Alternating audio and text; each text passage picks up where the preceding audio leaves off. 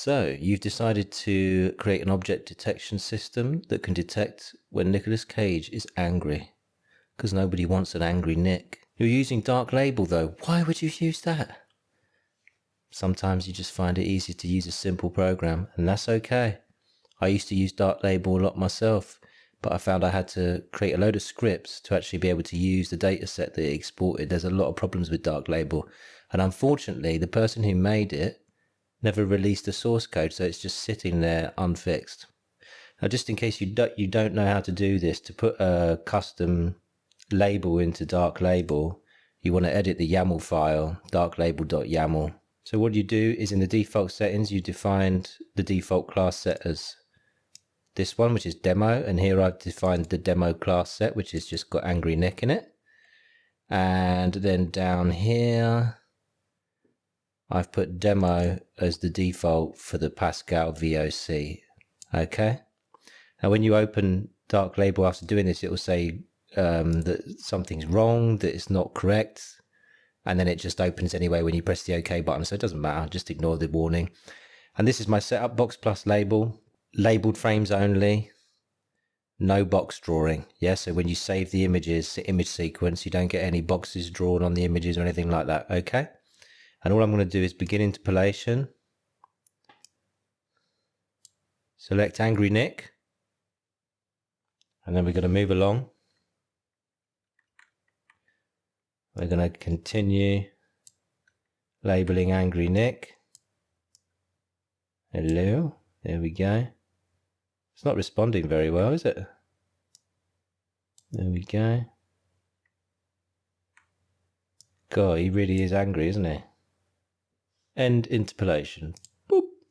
And as we go through, they'll all be labeled. Okay. So let's just save this little data set out for now. Yeah. And it's done. Okay. So let's have a look now. So here we have all these lovely PNGs, and we also have, well, where have the labels gone? Ah, yes. And I forgot to save the labels. So I've exported the images, right? But I haven't exported the labels. So GT save as video labels, select folder.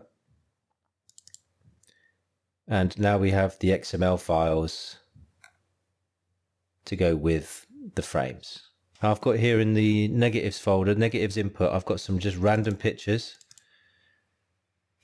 They're going to be used as negatives. So it's going to take these images and create a label on them that's labeled as background. What you have to do to label these as negatives is actually just generate the XML file and then edit the label as just background so it gets put in as a negative. I've got the template here, negative.xml, and as you can see, there's just one object, which is background. Okay, so we're going to run the first lot now. The two flags that you can put in with the command are dark label VOC and genneg. Okay, if either of these are put in, it gathers the current data set, combines it with any new data sets that you'll put in there, and it'll also generate and inject negative data sets if you want to. I've just realized that when I created this script way back when, because I've updated it all recently, when I created it, I had overlooked the fact that you could specify JPEG in the export. So I built it assuming that it was always going to be a PNG. Every new data set would be a PNG. So the way I'm detecting whether you've got new data to add to a current data set is by PNG. So once I've converted this, if I want to add more data to it, I'm going to take the converted data set and put it back in the input folder, but they're all going to be JPEGs, and the new data is going to be PNGs. So when my script goes through it, it's only going to take the PNGs and rename them and move them and mix them in with the already existing data. So bear that in mind.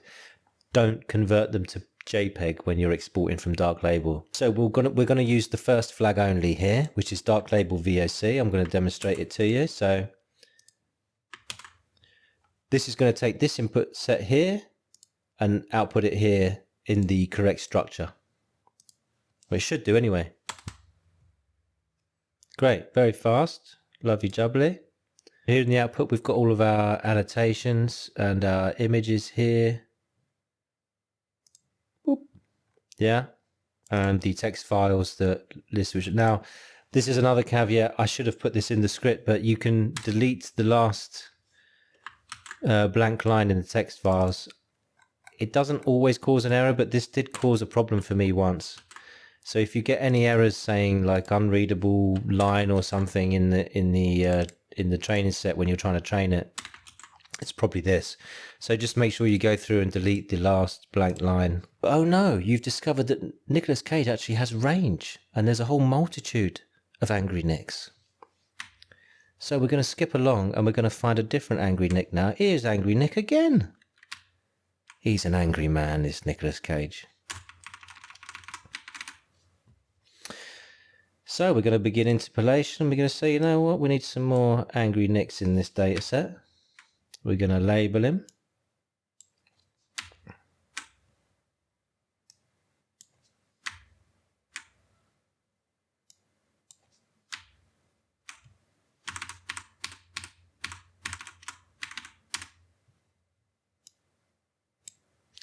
Okay, Angry Nick 2.0. Let's end him interpolation. GT save as. Video labels. Select folder. That's saved the labeled. Saved the labels. And now we're going to save the images. Yep. Okay, all done. So now in input, what we want to do is delete the original input, because I do a non-destructive workflow, so everything gets left behind. You need to clean up manually. We're going to delete this original input data set. Right, so we're going to put this data set in here now. This is the new data set we want to mix in, right? We've got these annotation files here. We want to move in there. So we put those in with the input data set, right? We take the JPEG images that we processed.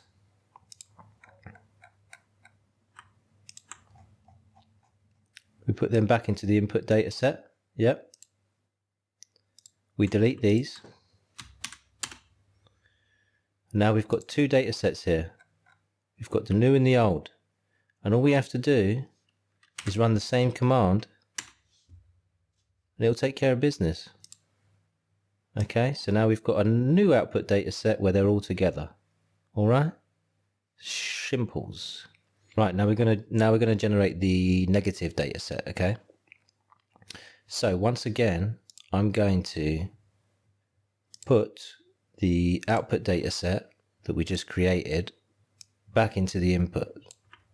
All right? Chuck that back into the input. Get the JPEG images. Now usually you do this in Windows Explorer because you've got thousands and thousands of files, but this is just a quick one with a very small data set. Delete the text files. Okay, they're all in there. I've got my negative inputs here, so we'll just do the prepare data set gen neg. And apparently that's done. Oh yeah, here we go, negative data set. But out here we've got the annotations in the output and the JPEG images here. Okay. And I believe what I did was save the negative data set separately for reference. So AOFYAQ.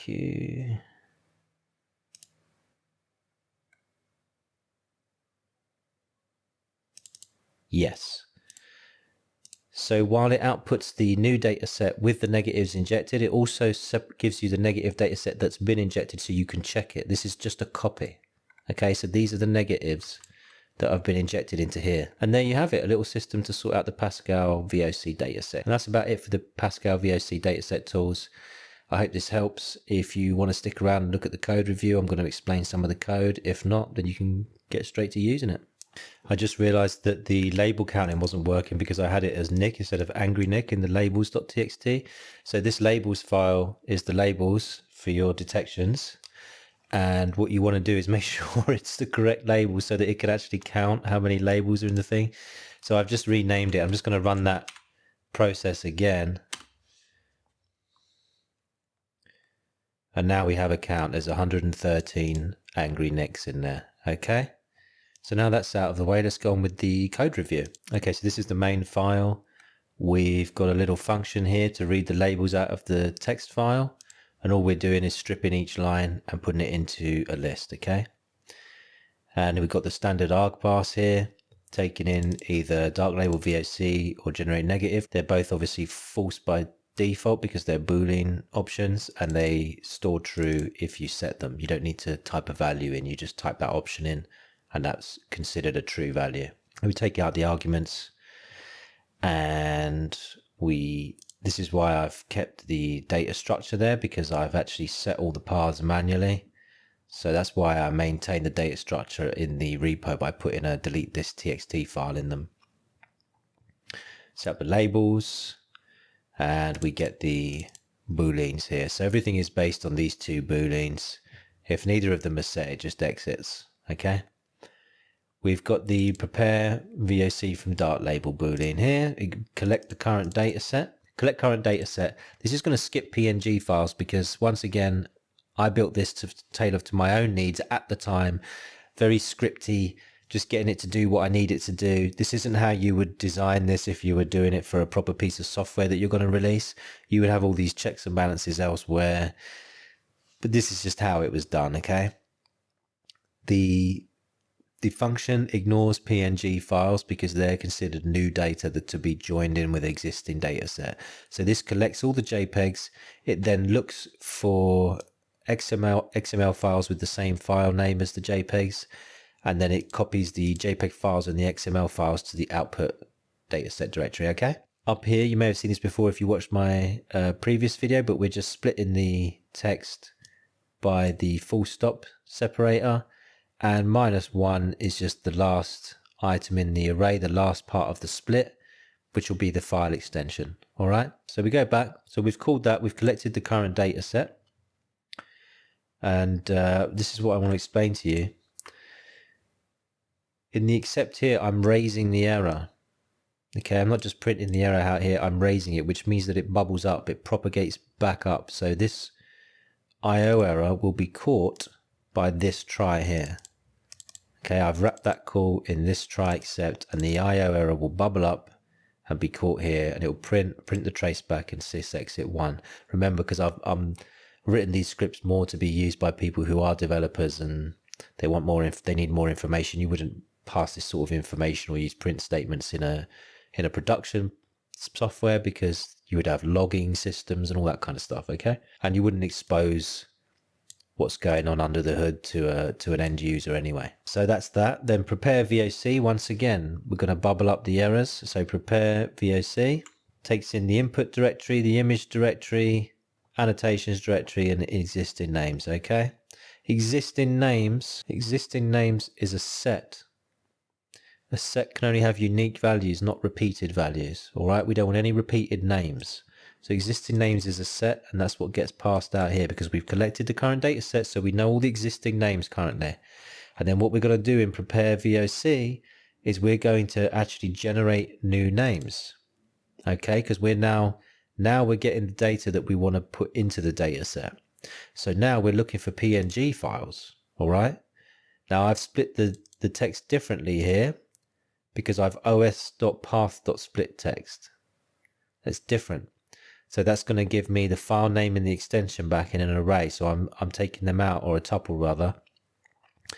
And then I'm setting the file extension to lowercase in case there's a capital PNG anywhere. We always set it to lower when we're checking. All right, lower. You'll always see that I set it to lowercase. All right. Back to prepare VOC. So we come in here, we see it's a PNG. We want to generate a new file name. Okay, let's break this down. We're going to go to get new file name first. Get new file name. We've got two optional parameters as well. We can specify the length of the file name and max attempts. I've set max attempts to 100,000. I think probably most people won't be using a data set over 100,000 files, but if you are, you can set it to more. It'll come in here and it will go through the range of the max attempts, and we'll get random alphanumeric file name. So let's click through to there. We've got a runtime error here that we can raise and bubble up.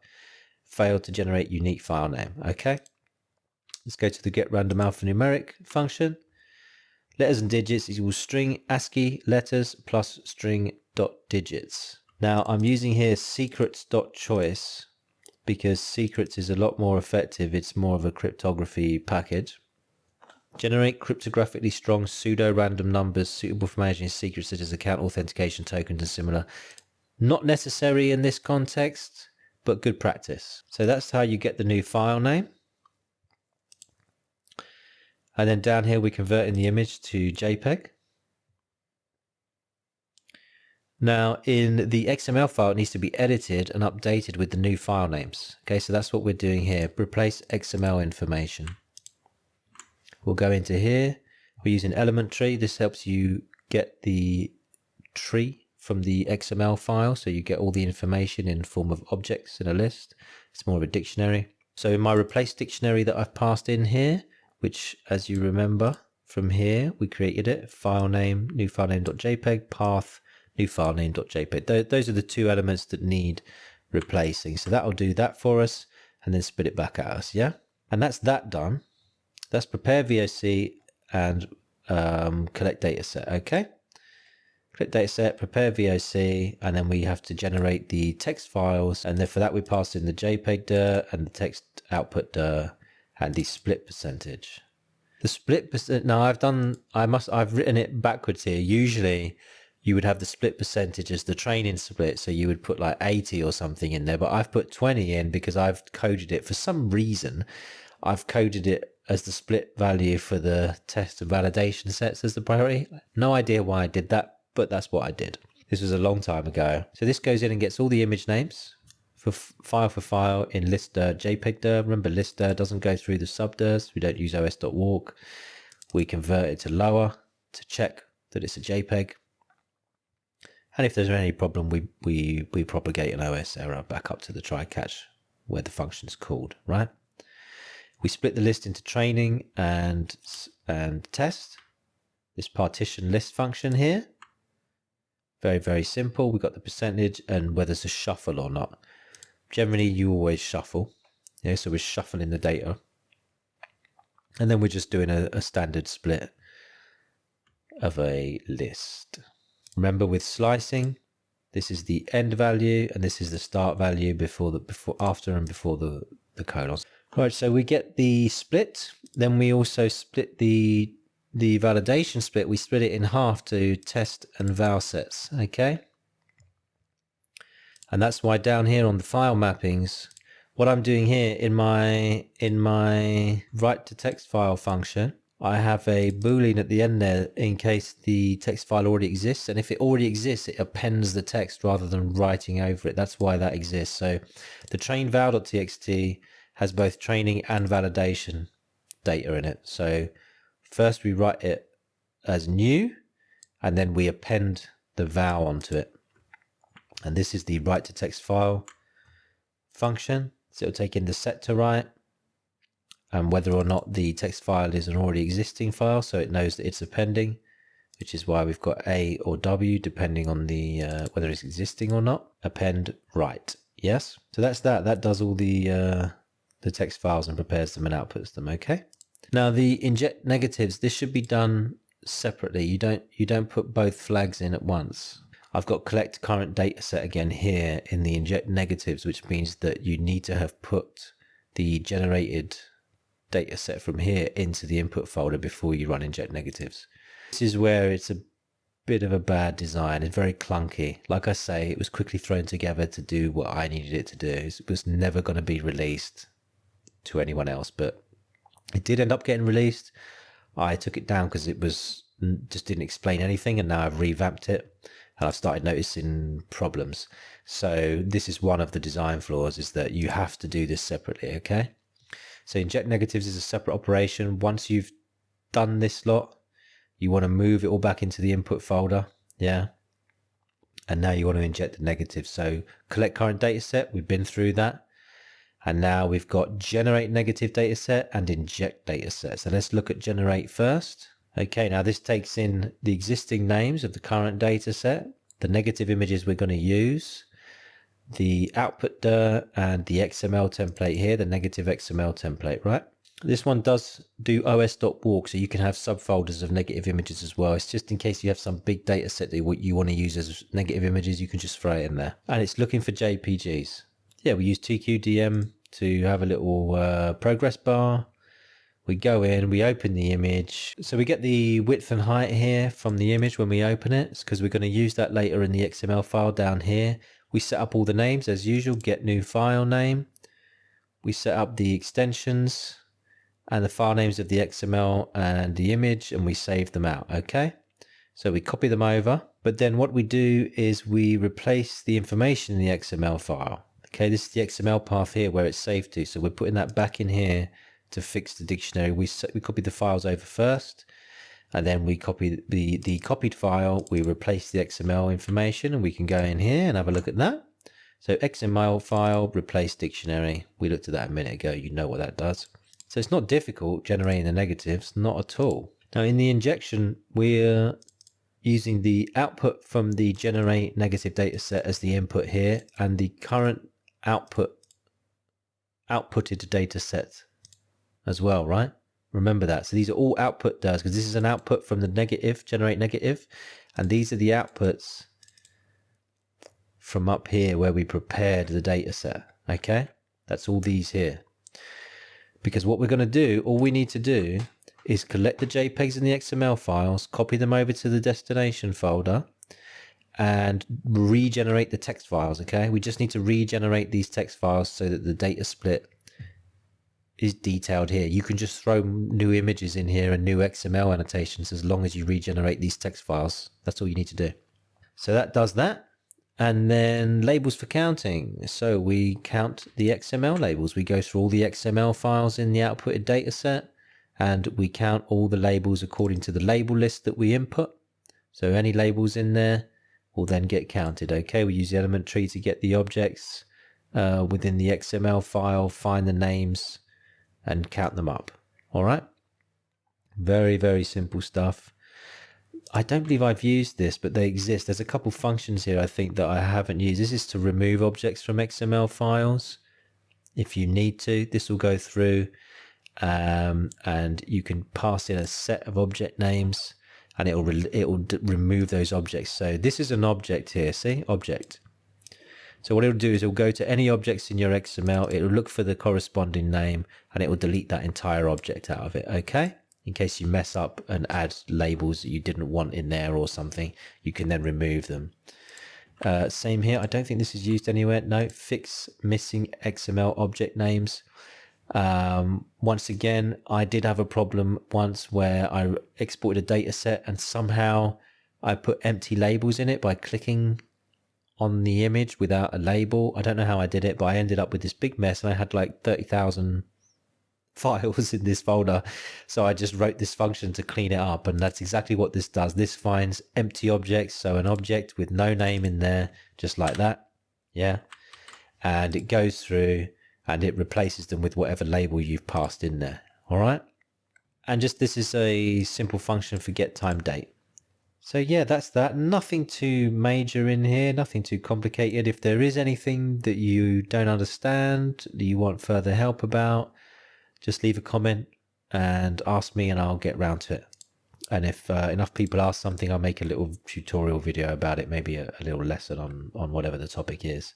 But for the time being, I think this is all pretty straightforward. The error handling is very straightforward. So yeah, that's the code review. That's the whole video done. PASCAL VOC dataset tools covered. I realize there's a few difficulties in using it. It's not as streamlined as it should be, but you know, it was just a handy little script that I made while I was using the dark label program to label my data sets. This was from when I first got started, so it's a few years old. So yeah, I've updated it as much as I could, and I'm not going to go to any great length to modifying certain things because there's no point, and there's far better tools out there now. I actually used dark label for quite a while before I moved on to more complicated tools because it was really simple. It did exactly what I needed. I was at the time using a transfer learning tool from the TensorFlow API from TensorFlow 1, because I was working on the Jetson Nano back when it first started, and back then TensorFlow 1 was the thing, and the trainer, the jetson-inference package used this particular trainer from the API, and this is why I had to do all these things. Now obviously everything's changed, and I still work on the Jetson Nano, but I don't need to use TensorFlow 1 or anything like that. So I've moved on. So I've put this to rest, and it's more of an educational tool now for people who want to download and mess about and learn. Okay, thanks for watching. Until next time.